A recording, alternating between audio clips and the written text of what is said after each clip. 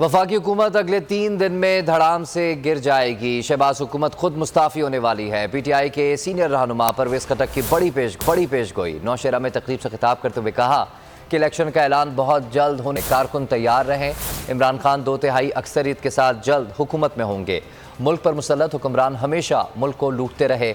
अवाम ने PTI के साथ मिलकर तब्दीली का ऐलान कर दिया है। वफाकी हुकूमत अगले 3 दिन में धड़ाम से गिर जाएगी।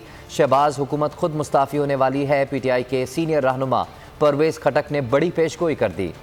नौशेरा में तकरीब से खिताब करते हुए कहा कि इलेक्शन का ऐलान बहुत जल्द होने वाला है। इंटरनेशनल मीडिया पर बोल छा गया। बोल बना हक और सच की आवाज। पाकिस्तान में बोल न्यूज को बंद क्यों किया जा रहा है? इंटरनेशनल मीडिया समेत अमरीकी काउंसिल ऑफ फॉरेन रिलेशन समेत हर प्लेटफॉर्म पर बोल न्यूज के चर्चे। बोल न्यूज की हक और सच की आवाज बंद करने पर सवालात उठाए जाने लगे। सबसे ज्यादा व्यूज, सबसे ज्यादा रील्स और सबसे ज्यादा रेटिंग के साथ बोल अब भी नंबर 1 पोजीशन पर बरकरार।